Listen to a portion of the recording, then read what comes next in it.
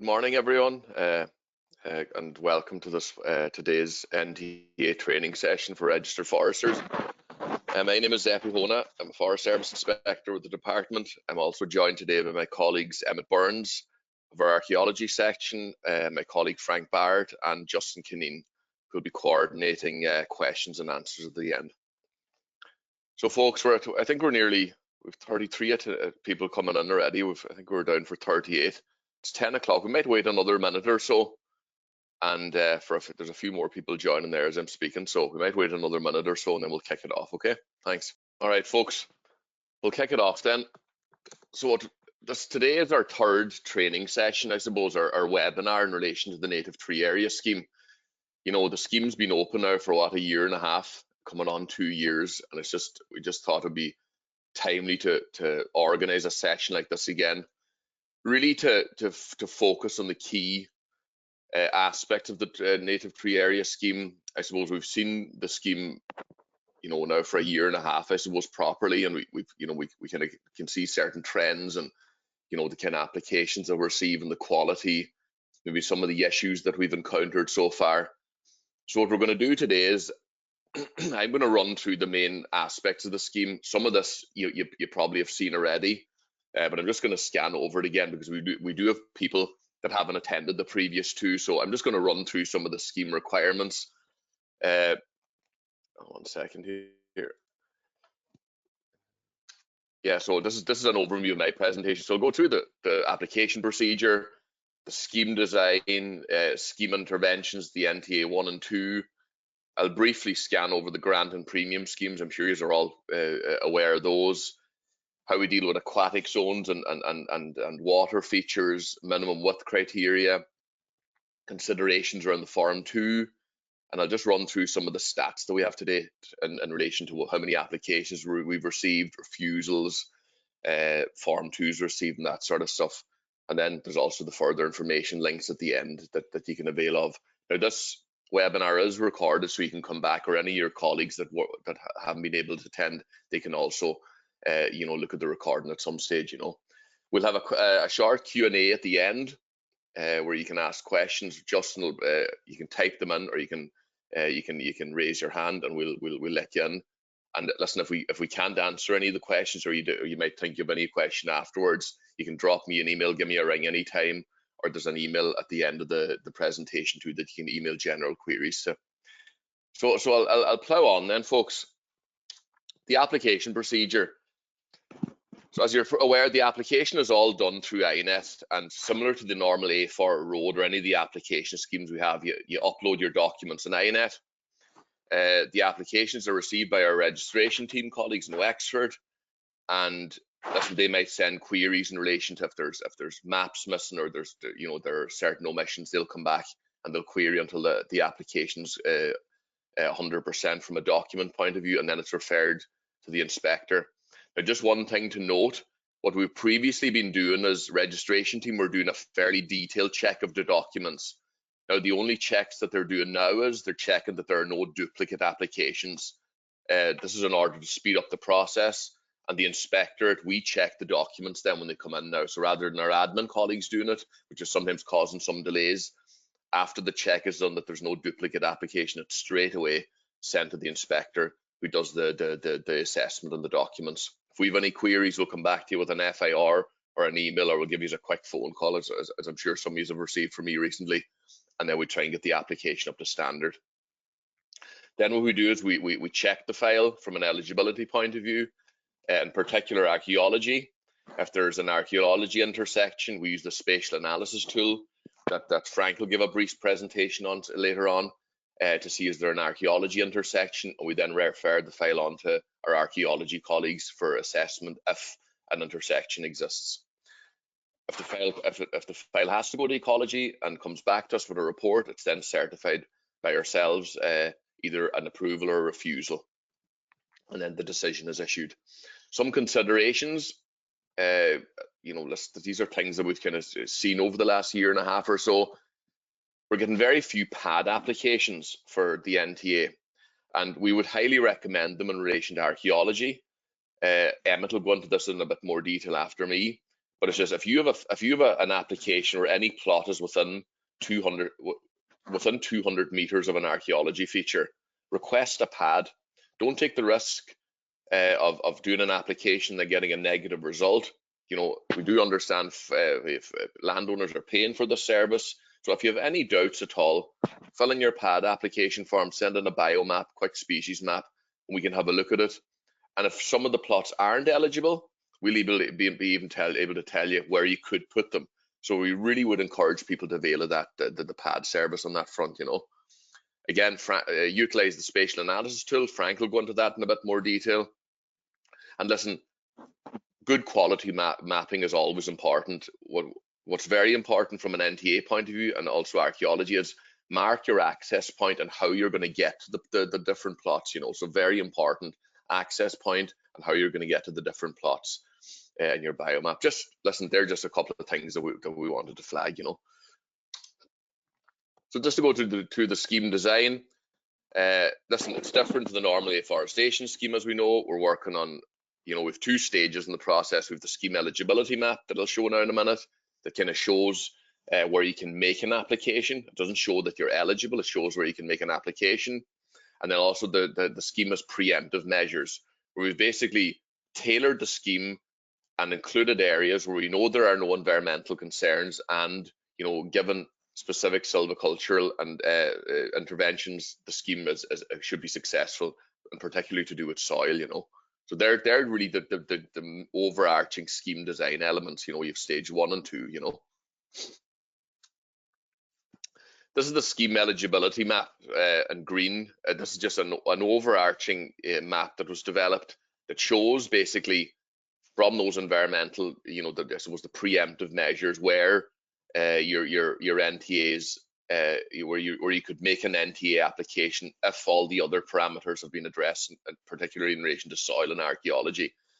So it's a digital map and it shows the areas eligible for applications. NTAs can only be submitted in those areas. So if you pull up a map, if you get a map in from a landowner and you pull up the map and it's covered in the green NTA layer, that shows that you're eligible to make an application. You obviously then have to go down and check the soils and do your archaeology due diligence in relation to the setbacks and stuff, you know. In total, there are 3.1 million hectares of land included in the scheme eligibility map. It's a large area. We all obviously know that's a very broad stroke. Obviously, there are not 3.1 million hectares of land available for the NTA, but it's a large portion of land where it is an option. And that's to say that's for the NTA. That doesn't mean if an NTA isn't successful, then a normal afforestation application isn't successful. So that's another option that you can explore with your customer, you know. Yeah, and I've just said that about the fares that aren't eligible. They're eligible they may be eligible under the AFR scheme.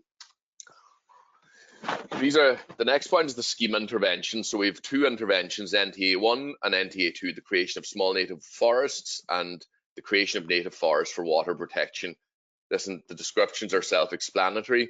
The NTA 1 is basically edge of a field, corner of a field, you know, beside, you know, not beside an aquatic or a water feature, basically. And, you know, these are your 2 scenarios. You have a dry mineral soil and a wet mineral soil. These are the only scenarios that are eligible. You know, pod soils where you have a layer of peat or peat less than 30 centimeters are not eligible. It's only a dry mineral or a wet mineral. And that's very clear now in the schemes document, and we're highlighting it here again. And there's your planting mixtures, very similar to the native woodland establishment scheme. And you know, you have your mixtures there, and you can also make some changes to the species at certain times of the year. That's also possible given the shortages that we always get at the end of the season, you know. This is just an example. I'm sure you've seen this before down in Moore Park, you know, where Teagasc have utilised the NTA 1 and the NTA 2 in relation to the aquatic zone there. So they have a strip of NTA 2 beside the aquatic zone, and then your NTA 1 beside it. And as I said, you can apply for 1 hectare of NTA 1 and 1 hectare of NTA 2, and then on top of that, you can add 15% bio. So technically, you can get paid for 1.1 hectares of NTA1 and 1.15 hectares of NTA1 and 1.15 hectares of NTA2. Just something to consider. And you're obviously your bio area requirements are the same as for AFAR, you know. I'm not going to spend too much time on this. You're probably very well aware these NTA1 and 2 grant rates are very lucrative. You've also fencing rates there, and you can also apply for the deer tree shelter scheme that we've seen quite a lot over the last year and a half, which is also, you know, for the smaller plots, it's very handy. And also, there are your grant rates. You have your different fencing specifications and your different rates there, and also the premiums, as you know, are quite lucrative too. Basically, double of the FT1 and 2, you know. So last year we broadened the scope in relation to eligibility for the NTA2. Previously, it was only you could only plant at adjoining aquatic zone. So we expanded that out to include relevant water courses and hotspots.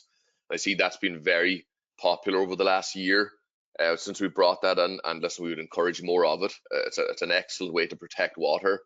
You know, with all the talk on water quality and nitrates, it's a fantastic you know, avenue to protect water courses and improve water quality in an area at farm level and obviously at catchment level too. So we'd encourage that, you know, that's explored more and more.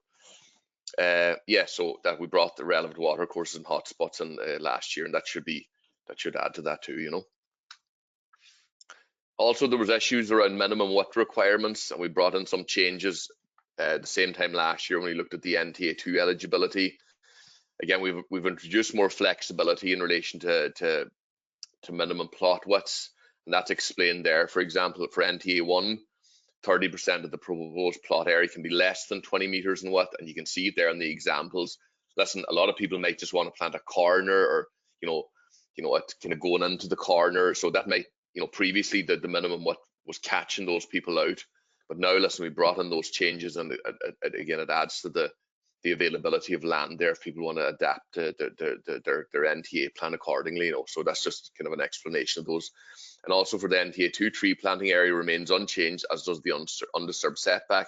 However, areas less than 20 meters, they can be included as the bio area. That's something to consider. I actually looked at an NTA pre-approval this morning, and the part of the NTA2 was, I think, 16 meters, but that's fine because that was part of that can be claimed as the bio area, so that's fine, you know. That's just one of the other things we brought in. Just a couple of points on Form 2, just to make it as a smooth operation as possible for yourselves. GPS points are required for all undefined boundaries, and if you go back to the examples that I showed there previously on the previous slide, the corners, for example, are a part of a field with an undefined boundary or along a river, we do need GPS points for those setbacks. So it's very important that when you're submitting your Form 2, that those GPS points are submitted to ensure that there's no delay. Very important, ensure that the planted area meets all the specifications as outlined in the scheme document, specifically and very importantly in relation to soils, folks. And if you have any concerns or queries, raise it in advance with ourselves. We don't want any surprises at Form 2. We've already had a few surprises. We don't want surprises. And we don't want them, and particularly from the point of view of the landowner, because if a scheme isn't eligible, we will not pay it. Okay, and then you'll obviously have bad publicity, and we don't want a customer who's disappointed. So please, any queries in advance, give us a shout. Give me a call if you're concerned about something. Make use of the pad, as I said previously. We want this to be a success, and you know, we'll do anything that we can to help that, you know. Just a couple of statistics that we have to date. So we've received 610 NTA applications to date, totaling 654 hectares, and we've approved 518 applications for a total of 548 hectares. We've refused 76 for 86 hectares, mainly to do with archaeology and soils. They were the main grounds over the last year and a half. Now, over the last 6 to 12 months, we've seen a significant reduction in the refusals based on archaeology because of the training that we've provided, and in fairness, the improved adherence to the scheme's terms and conditions. But listen, it's work in progress. So, as I said, make use of some of the measures that I've outlined previously. You know, the average site area approved is 1.1 hectares, and the average time that we've taken to issue an approval from receiving the application is 53 days. So listen, this is a great scheme to get an approval out and get planting basically. So we'll continue, we continue to work on that turnaround time to make improvements on that all the time, And we've received 239 Farm 2 applications. So listen, we're still a good way off of the 518 that we've approved. We've seen a good few come in over the last month or two. Obviously, we're coming towards the end. We're at the end of the planting season.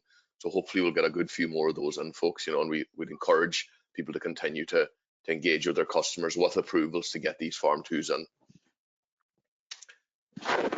This the further information here that I had previously. This will be on the webinar and the recording too.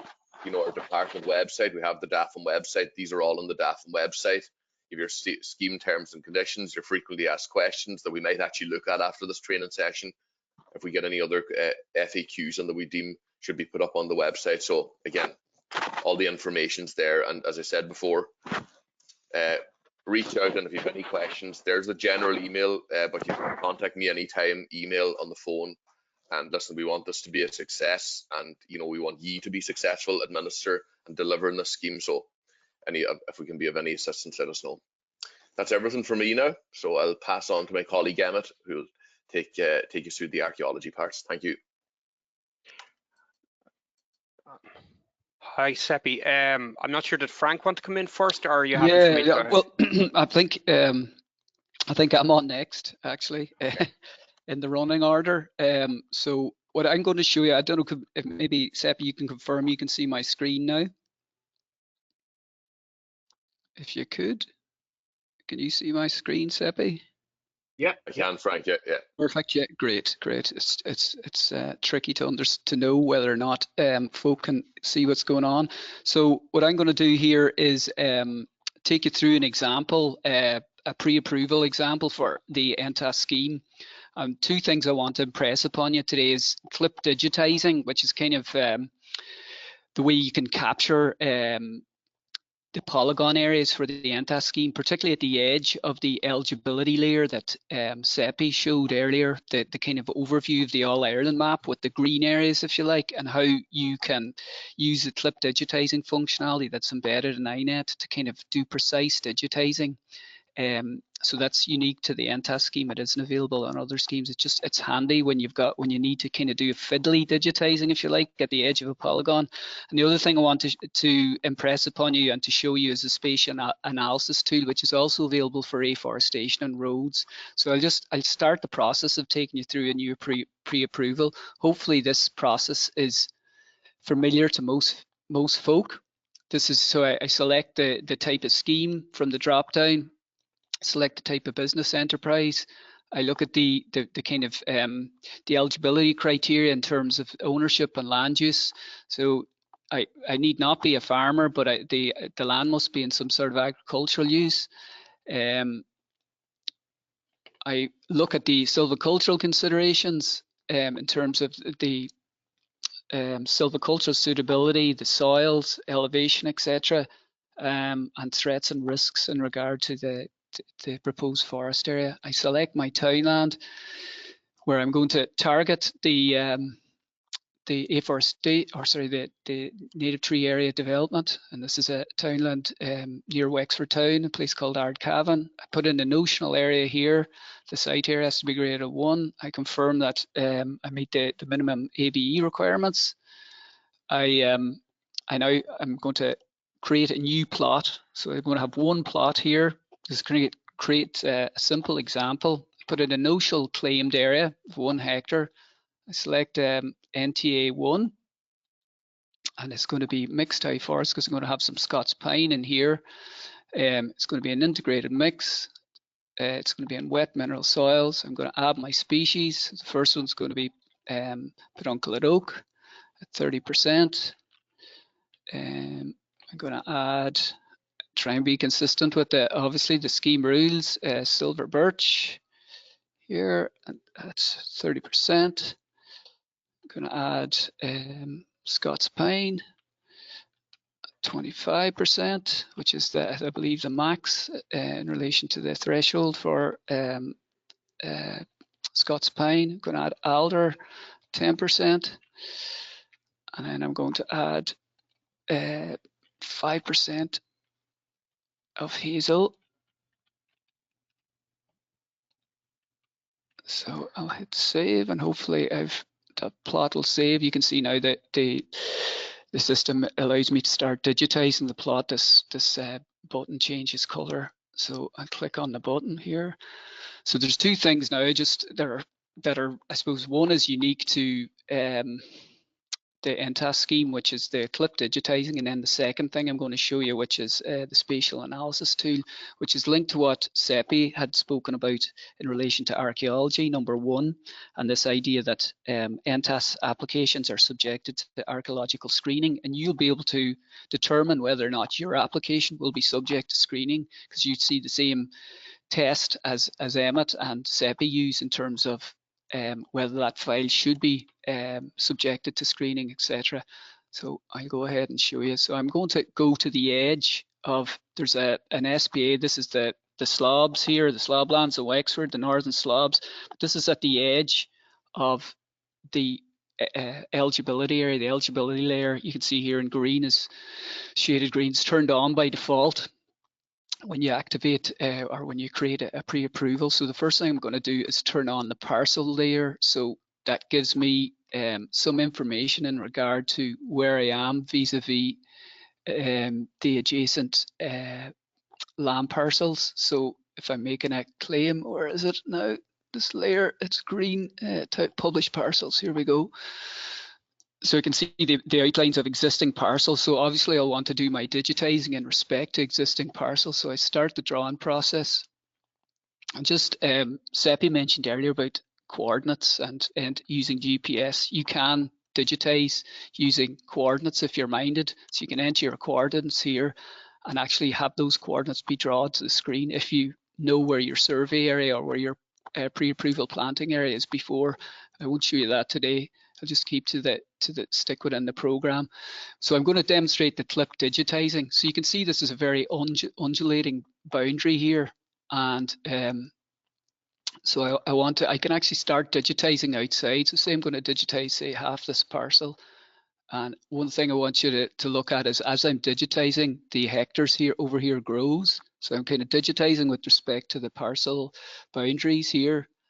And obviously when I get up to this part of the eligibility area, it's very difficult to kind of follow along the lines and digitize accurately, but I can just digitize like this and hit confirm and assign. I can see my area is 0.91 hectares. I confirm the digitizing, and you'll see that hopefully that the digitizing will snap to the northern boundary there. So it's really tight digitizing. So if I was collecting GPS points, I might only need to collect one GPS point here and here that I've agreed with the farmer, and then I can use INET obviously to do the rest. The other thing to be mindful of, I'm sure you're all aware of this, is that you can obviously start, edit your geometry after the fact. You can see here the area is 0.76 hectares. So I want to change to maximize the area after the fact.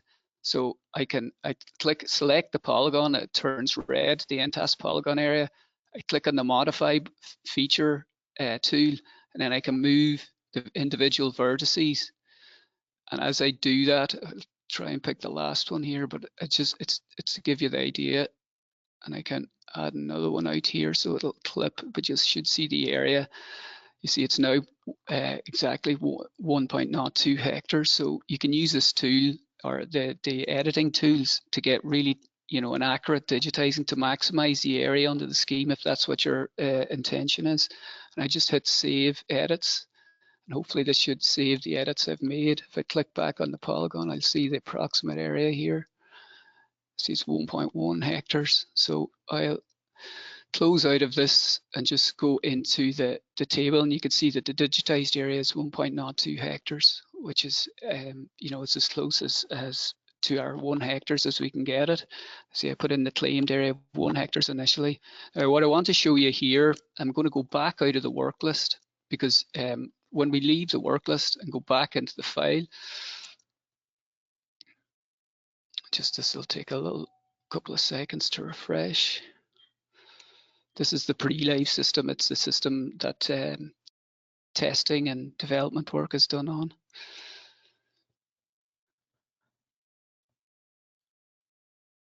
If I now, bear with me, please. There we go. So there's the new native tree area application. I just re-enter this start continue filing, this application, and you can see this button now is available to be called spatial analysis, right? So I click on this and I can see that a little report appears, and I can see that I'm in a 200 meter, a part of my application is within 90% of my application, in fact, is within the 200 meter, and 9% is within the 7,500 meter. So if I look at, go back to my map, I'll just progress through the application. I know that this application will now be subjected to, if I click on digitize and switch on the monuments layer, I know ahead of time, this is before even the submission, that this application is going to be submitted, or it's going to be submitted to ecological screening. So you will have a heads up before you submit the application that your application will likely go to Emmet. Emmet will discuss this. I'm just trying to find the national monuments layer and go to a scale that we can see. I picked this example just to show now the screening itself. This may not be a monument that is of any significance or important, but nevertheless, and there may be, it may not have, there may be any conditions associated with the application. For whatever reason, it's not a particularly sensitive monument or whatever, but what it does say to you before you make your submission is that this application will be subjected to screening and may, in fact, you know, there may be a potential for refusal here. So it's just so that you're aware ahead of time that what our procedures are in regard to those intersections at the spatial analysis report. So if I close out of here again, just go back to just cancel out of this application and go back to our work list. I just want to show you we've an afforestation application in progress here as well, where the same spatial analysis tool is available. This is just to show the spatial analysis tool as it is available to you now in iForest. If I click on continue start filing, if I can enter into this and scroll down and view the spatial analysis tool, you'll see here for A4 the number of layers where, i.e. environmental considerations that are available to look at in terms of the spatial intersection. So you can see for this particular contract number that was created, you can see the intersection areas for different types of constraints that would be material to this application and any assessment. So again, before you make a submission of your application, like turning on all the layers and trying to figure out how your afforestation application interacts with you know, the environmental considerations spatially is a tricky thing because you have to kind of go through them systematically, whereas this table outputs 40 intersection results. So you can see you've got freshwater pearl mussel catchments, you've got gas networks, and then you've got the actual, in here you can, I suppose, immediately see what layers are at hand in regard to you know, any potential referrals or significant interactions that might be occurring. You can see here there's interactions with the 1 in 1,000 and 1 in 100 pluvial flood extents. It's also interacting with the National Monuments Buffer. But this is the spatial analysis tool, just so you know, and it's available for A4 NTAS, as I showed. Only 4 layers are for NTAS because all this pre-screening has already been done. That's why we have an eligibility layer. So if I cancel out of here, just go back to my, it should be all familiar to, back into the application, and I just take it towards the end of the process. Okay, so we'll move through the wizard again. We've digitized our file here. We're going to identify the type of cultivation and operation proposals. Just going to put in stock fencing of 100 meters. Progress, and then I'm going to upload the individual maps as you would.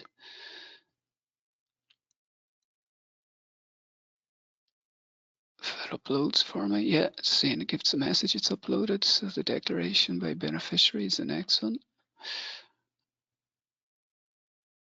Now, obviously, you'll have to create these maps yourselves on the basis of the pre-approval digitizing, but it's just really to show you the process to take it right through to its conclusion.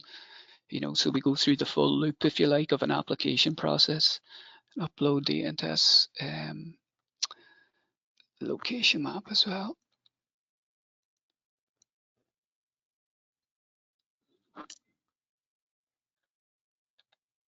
So we get our kind of a receipt, if you like, of the application. Obviously, you can check this, make any amendments if you need to through the digitizing, etc. Obviously, accept the scheme terms and conditions and progress through to submit. And we see the file has been submitted. We get the message up here saying, and we go back to our work list, and we see the file has gone off the work list.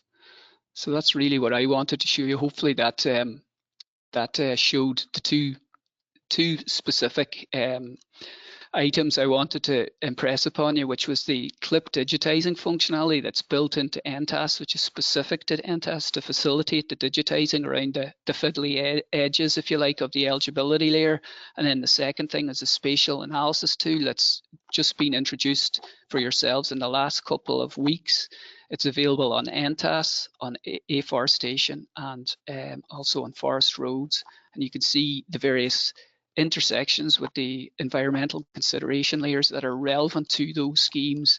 And in the case of the NTAS scheme, it's intersections with national monuments and the inventory of architectural heritage. And Emmet will speak to this a little bit more now.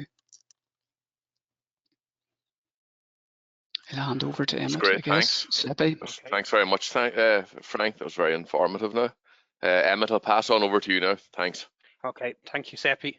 Good morning, everybody. Just going to open up my presentation here and do a slideshow. Sorry. Let's make this.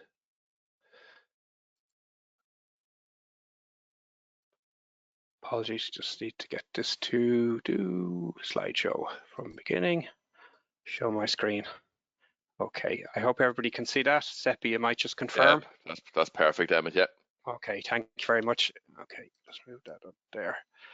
Okay, so I'm, so Seppi, I think, alluded to that we certainly have had a very significant improvement in the number of cases where we've had issues in terms of screening for archaeology resulting in refusals. And notwithstanding, as Seppi also alluded to, we really want this scheme to be a success. So we want to help people make applications that are going to get through quickly and cleanly, and so that people understand where their application, as Frank also said, is going to be subject to screening, and then where that screening might result in a refusal and why it might result in a refusal.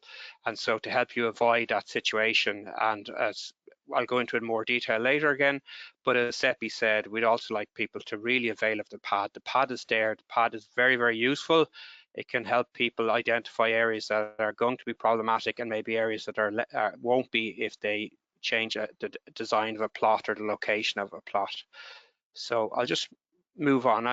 I'm going to go back to the beginnings a little bit for those who haven't previously attended the seminars, just to explain some of the subtle and not so subtle differences between the NTAS and the normal afforestation scheme. Okay, sorry. Okay, so Seppi alluded to it there at the end of his own, or referred to it there at the end of his own presentation about the terms and the conditions of the scheme. I suppose no terms and conditions scheme can actually capture every nuance or every detail, but I suppose a couple of key points there are that, you know, that there's a criteria with which a certain number of the application is going to end up needing to be screened by the in-house archaeology and built heritage section. I'll explain the background of that in a second. We're really looking to avoid applications that have definite or potential impacts on archaeological features. So we're keen that when people are designing their application, that they avoid areas that are known or identified to have significant archaeological potential. And so we want to be able to explain how we do that. And maybe just to give a bit of a background. So key points about the NTAS, and you may or may not appreciate this, but they're not afforestation licenses. They're essentially a scheme, and their scheme under which there's grant aid is paid out, and premiums. As Seppi also referred to, it's based in legislation. So the ability to be able to give an approval for an afforestation project outside the requirement for a license, which is a much more involved process, as we know, involves public participation and an appeal to the FAC, right of appeal to the FAC. It's very narrowly prescribed in the legislation. And I suppose the key point there is that the NTAS applications, they're precluded from environmentally sensitive areas. In the first instance, those listed in Schedule 1 of the regulations, and then these other silvicultural management measures and site and environmental criteria in Schedule 2 have to be applied to see is it still eligible for the application, for the scheme, and applications out for the scheme. When it came to archaeology, we were faced with a choice. We could go the very crude measure that we have with the, well, sorry, crude is possibly the wrong word, but the green-red measure we had with the other environmentally sensitive areas, and we could have just taken our basic screening distance for archaeology, which is 200 meters, and excluded everything within 200 meters of a monument. But that would have reduced potential eligible area by about 14%. So we decided we wouldn't go that route because we knew there would be applications within those distances that are going to be fine. So the legislation says that we have to ensure that no adverse impact on an archaeological, historical, or cultural site or feature. And as part of the process of engaging with the European Commission and getting in state aid for approval, we had to commit that we would agree with the National Monuments, the criteria when an application would be in and when an application was out. And so it was agreed that we would apply the same afforestation screening rules in the first instance as we would for an afforestation license. So every application that's within 200 meters of an archaeological site or monument that's on the Sites and Monuments record or the record of monuments places, or within the same distance of the National Inventory of Architectural Heritage, which we use as a proxy for protected structures, would be referred internally for screening. And that we would then, if we determined that that application was likely to require a referral to the National Monuments Service, or was going to require site-specific conditions, even including an archaeological prescribed setback or exclusion zone, then it wouldn't be eligible for the scheme because it would essentially be in an environmentally sensitive area. So just to reiterate again, the whole idea of the NTAS is it's an exclusionary approach. We're trying to keep out of areas that are definitely or could be argued to be environmentally sensitive, and we're also looking to avoid any need for case-by-case site-specific conditions or referral consultation bodies. So that's all about the timelines as well, but getting quick approvals out. And if we avoid these environmentally sensitive areas, then we don't need to have site-specific conditions or statutory referrals. Okay, and as Frank then alluded to as well, we now have the spatial analysis tool that you have access to. So you're essentially seeing the same questions that we have, and essentially they're carried over from the afforestation scheme, particularly about proximity to monuments, is whether it's adjacent, and our general rule is that if it interacts with the indicative location circle of 75 meters, then it's adjacent, contains or is adjacent or joins, and then if it's within 200 meters, it's near.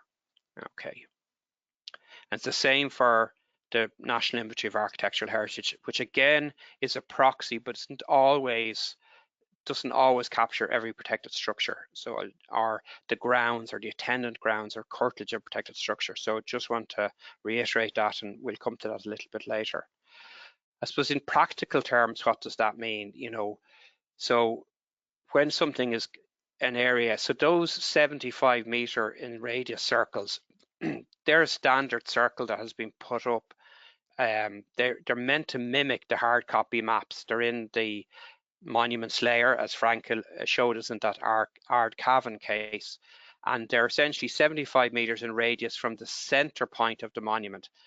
they're indicative location circles. They don't show us how extensive the monument is, although in most cases the monument will be smaller than the circle.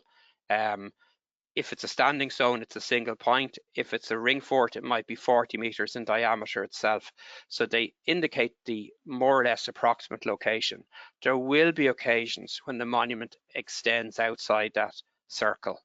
And that's why that's one of the reasons we have the 200-meter distance as well. But in a lot of cases, they would be, once you're outside of that circle and a bit of a distance away, the plot should be fine. Okay, so there's an example of a ring fort.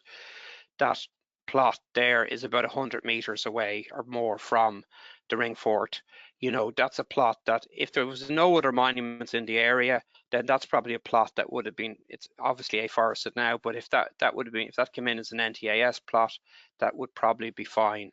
So what I would say is that as a general rule of thumb, that if the plot is 100 meters from the monument, you know, and it's not in an area where it's surrounded by a lot of other monuments, which would indicate that there's a elevated archaeological potential for related remains subsurface in that area, then it's probably going to be okay. But as Seppi said, the pad is there. So if you're in an area that has a lot of monuments, even though your plot may not be intersecting with any of these indicative location circles, it's a really good idea to send in the pad, and we will tell you whether we think there's a problem or there's an issue with the plot or one or more plots. Okay, it's very similar for protected structures and the NIAH, the National Inventory of Architectural Heritage. Our general rule about, you know, our general rule for occupied dwellings, which most protected structures are, is 60 meters. So, you know, 75 meters gives us a good indication of whether it's going to impact on a protected structure or the amenities of it, or be something that might in other circumstances need a referral to the relevant authority, which would be the local authority. Okay. Now, just to give you an idea, so Seppi said there, things have improved dramatically. We have to say that we have to thank people for their engaging with these issues and improving the quality of their applications. Notwithstanding, there's a small number of people who've had adverse outcomes in the last while, but they have in large been improving. So I did an analysis for Seppi there a while back, up to June, of the 30 files that we'd screened for archaeology. And even better than we'd ever anticipated, 3/4 of them were deemed eligible for the scheme, and that's because people are definitely tweaking their applications. They're keeping them that little bit further away from the indicative location circles. There may be avoiding areas where there's a high density of monuments. Of the 23% that were deemed to be eligible, so 1/4 were ineligible for the scheme, but 2/3 of them would still have been suitable for the afforestation scheme. So they might have been cases where there was an elevated archaeological potential, or they intersected with a monument, as in Frank's case, but we would have been happy to see that site approved with maybe, for example, a setback around the monument, or archaeological monitoring of the ground preparation. So there are still, it's not a refusal, and we're hoping that there will be less of them after this training, but a refusal doesn't in itself mean that the afforestation scheme is also ruled out.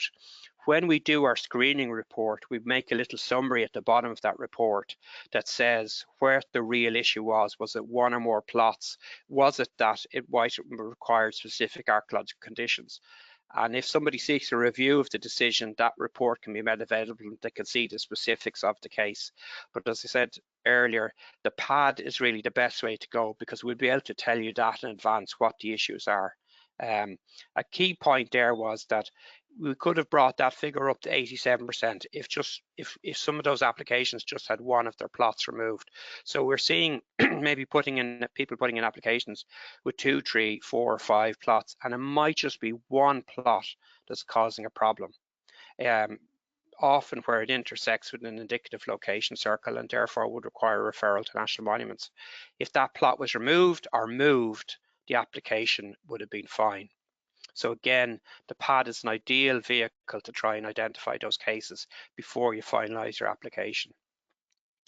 I suppose there's just some additional learnings for you guys, and maybe I hope this explains some of the issues. So the key thing is that the circles are indicative. They don't define the monument. As I said earlier, in most cases, the monument is smaller, but in other cases, it's bigger or it has an irregular shape. So this is an example from County Wicklow, where the NTAS plot overlapped with the center point of the circle on the IFRS INET. But actually, when we go look at what's called the SMR zone, or the mapped extent, we find that it's actually a much bigger monument. It's a prehistoric litic scatter that's been found throughout the adjacent field, and very likely in that case then there's remnants of that prehistoric settlement extending into where the NTAS plot. That NTAS plot would probably be fine for the afforestation scheme, subject to archaeological monitoring, but it's not suitable for the NTAS. Okay.